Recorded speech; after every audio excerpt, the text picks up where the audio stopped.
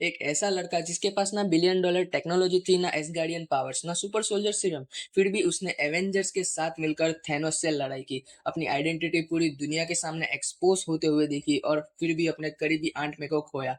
आखिर में उसके पास क्या बचा? कुछ नहीं, सब लोग भूल गए। यह है एमसीयू के स्पाइडरमैन की पूरी कहानी, from friendly neighbourhood kid to hero जिसके पास कुछ नहीं बचा। तो चलिए शुरू करते हैं।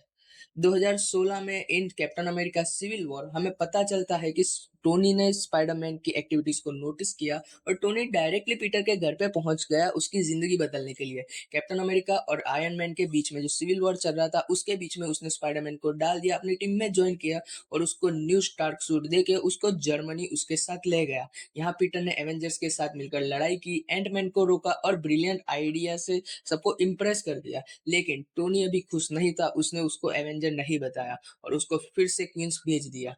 Next part, Spiderman Homecoming.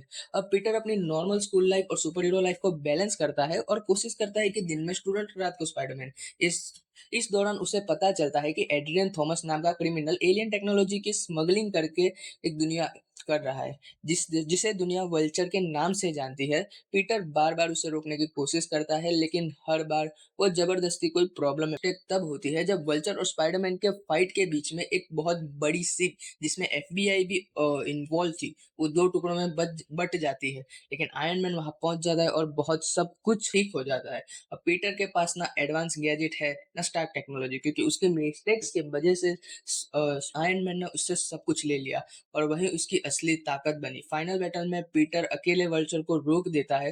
Tony उससे ऑफिशियली एवेंजर्स बनाने का ऑफर देता है, लेकिन पीटर मना कर देता है क्योंकि उसने सीख लिया कि हीरो सूट से नहीं बनते, हीरो उसके अंदर होते हैं। Avengers infinity war. तभी अर्थ पर थैनोस के सोल्जर्स अटैक करते हैं। पीटर बिना सोचे समझे आयरन मैन के साथ स्पेस में चला जाता है। डॉक्टर स्ट्रेंज और गार्डियंस के साथ मिलके वो टाइटन पहुंचता है। यहाँ एवेंजर्स और गार्डियंस मिलकर थैनोस को रोकने की कोशिश करते हैं, लेकिन वो फेल हो जाते हैं। और फिर आता है एमसीयू का सबसे heart breaking moment, Thanos snap कर देता है। पीटर धीरे धीरे डस्ट में बदल जाता है और अपने लास्ट वर्ड्स में वो कहता है, mister Stark, I don't feel so good. 5 साल के बाद हल्क सबको वापस लाता है। पीटर भी लौट आया और एंड गेम की फाइनल बैटल में हिस्सा लिया, लेकिन विक्ट्री की कीमत थी टोनी स्टार्क की डेथ। और पीटर अपने मेंटर को हमेशा के लिए खो देता है। The next part, Spiderman far from home. Tony की डेथ के बाद पीटर इमोशनली टूट चुका था। इसी बीच यूरोप ट्रिप के दौरान उसकी मुलाकात क्विंटीन बेक से होती है, जो खुद को एक हीरो बताता है, जो दूसरे डायमेंशन से आया है या दूसरे मल्टीवर्स से आया है।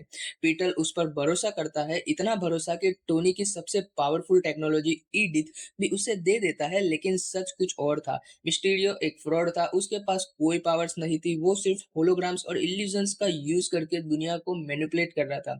पीटर को सच पता चला और फिर उसने एक डेंजरस बैटल के बाद वो मिस्टीरियो को हरा देता है। लेकिन मिस्टीरियो मरने से पहले एक आखिरी चाल चल जाता है और वो चाल थी कि पीटर की जिंदगी बर्बाद कर देता है। पार्ट 6, नो वे होम। जे जोना जेमसन पूरी दुनिया को बता देता है कि पीटर असलियत में स्पाइडरमैन है या स्पाइडरमैन असलियत में पीटर है। अब पीटर और उसके फ्रेंड्स की लाइफ नाइटमेयर बन चुकी है। मदद के लिए पीटर डॉक्टर स्ट्रेंज के पास जाता है। वो चाहते हैं कि दुनिया उनकी आइडेंटिटी भूल जाए, लेकिन स्पेल गलत हो जाता है और मल्टीवर्स टूटने लगता है। दूसरी रियलिटीज के विलन्स एमसीयू में आ जाते हैं, Green Goblin, Doctor Octopus, Electro, Sandman, Lizard and Peter इन सबको बचाने की कोशिश करता है, लेकिन उसकी काइंडनेस की वजह सबसे बड़ी कीमत चुकानी पड़ती है। ग्रीन गॉब्लिन आंट में को मार देता है। अपनी माँ जैसी आंट को होने के बाद पीटर गुस्सा हो जाता है, रिवेंज में डूब जाता है। लेकिन तब उसकी मदद के लिए आते हैं दो और स्पाइडरमैन, स्पाइडरमैन और टोबी मैगवायर वाला एंड एंड्रू गारफील्ड वाला। तीन स्पाइडरमैन साथ मिलकर विलन्स को क्योर करते हैं, मल्टीवर्स क्राइसिस को रोक देते हैं। लेकिन एक फाइनल सेक्रीफाइस जरूरी था। डॉक्टर स्ट्रेंज को ऐसा स्पेल कास्ट करना पड़ा जिससे पूरी दुनिया पीटर पार्कर को भूल जाए। एमजे, नेड, हैप्पी, सब कुछ, सब उसे भूल जाते हैं। आखिर में पीटर बिल्कुल अकेला रह जाता है, ना एवेंजर्स, ना दोस्त, ना फैमिली, सिर्फ एक छोटा सा अपार्टमेंट और स्पाइडरमैन का सूट। लेकिन फिर भी वो रुकता नहीं, क्योंकि स्पाइडरमैन होना पावर के बारे में नहीं, ये रिस्पॉन्सिबिलिटीज के बारे में है। और पीटर पार्कर ने सब कुछ होने के बाद भी हीरो बनना नहीं छोड़ा।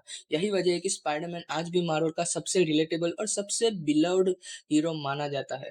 और अब सवाल ये है, क्या स्पाइडरमैन 4 ब्रांड न्यू डे में पीटर अपनी लॉस्ट लाइफ वापस ला पाएगा, या उसकी जर्नी अभी भी ज्यादा पेनफुल होगी? कमेंट करके जरूर बताना।